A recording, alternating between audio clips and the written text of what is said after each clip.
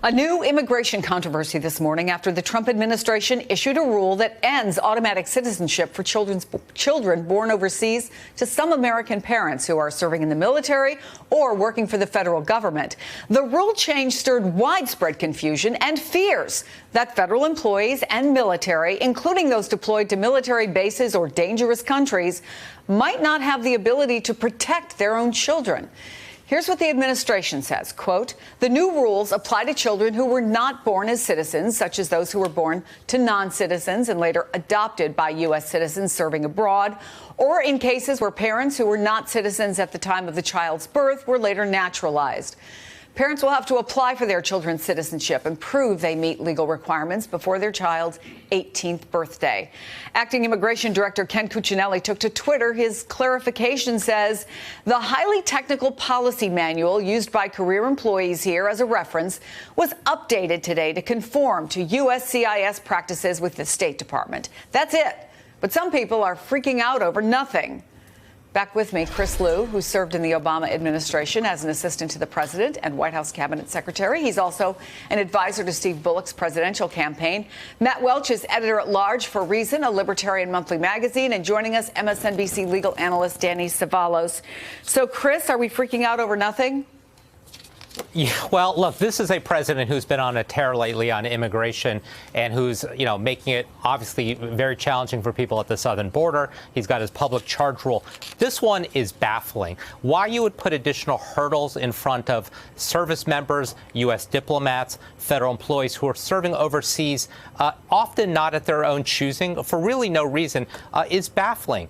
These are people that are serving the public interest. And again, we can quibble about how many people are involved here, but the message this sends to people who are sacrificing their country is a really bad one, particularly for a president who continually professes to be so pro-military.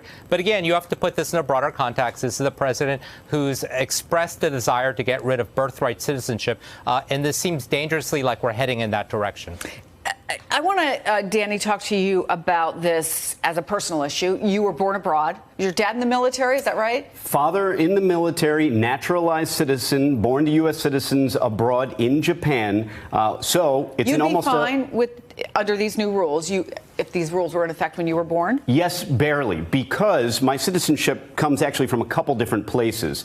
Because I was immediately a citizen when born to U.S. citizens, this one would not affect me. This affects folks who are not citizens when they were born, who are, again, as we've said, later adopted. So this is a very narrow class of folks who are actually affected. But, to all of those people, keep in mind that my citizenship is a creation of federal statute. It is not constitutional. Congress giveth and Congress can taketh away if it so chooses. So, look, there is an argument that the administration is making, Matt. They say it's really about keeping the regulations within the law. You heard the statement that they said this is an update, kind of a clarification to make sure we're following the letter of the law. You could certainly point out a lot of instances where that has not seemed to be the number one priority of this administration.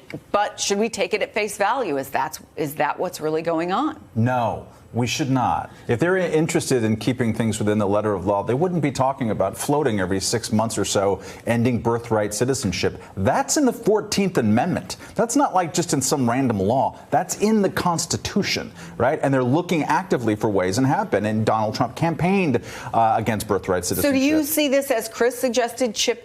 Of course it is. Step toward. Of course it is. I mean, keep in mind, Donald Trump campaigned on deporting 4 million American U.S. citizens who were children of illegal immigrants. Oh, we can't, we got to be tough with the families, was this way. He wanted to send away Syrian refugees who had already been admitted. One of the first things he did as president was the travel ban. Okay, you just can't come in. He's been blocking off refugees. They've been pinching off citizenship. They've been adding new rules to the kind of people who can come here. Are they going to be public charges potentially in the future? This is who he is. This is who the administration is. We should never give any administration the benefit of the doubt, but we certainly shouldn't give this administration any benefit of the doubt when it comes to citizenship rules at all. And in fact, Chris, as you well know, the Trump administration has cracked down on immigrants in the military, all but shuttering a program that recruited immigrants with language skills that we need, medical abilities, expelling some recruits because of their family backgrounds.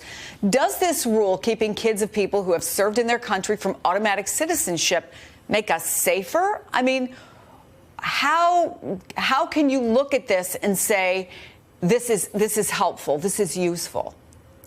This is both anti-immigrant, but it's also anti-military. As you just said, this administration has made it harder for immigrants who have valuable language and technical skills to serve in the military.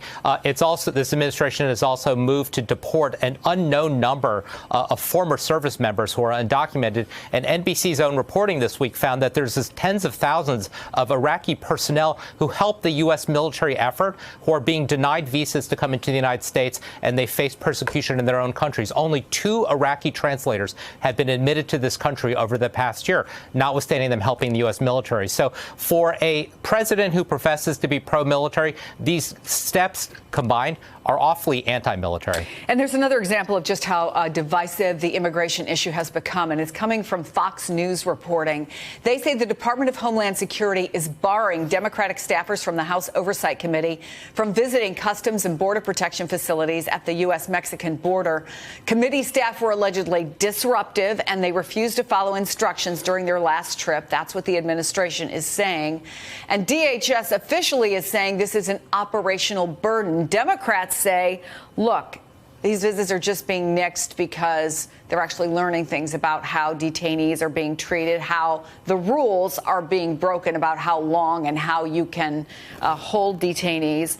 What's really going on here? I think it's a long aggrandizement of executive power and disdain for any kind of oversight of their activities. And as this stuff gets more polarized and partisan-shipped, if that's a word. I like it, partisan-shipped. We're going to see much more of this type of behavior, and it's ugly and it's wrong. Hey there, I'm Chris Hayes from MSNBC. Thanks for watching MSNBC on YouTube. If you want to keep up to date with the videos we're putting out, you can click subscribe just below me or click over on this list to see lots of other great videos.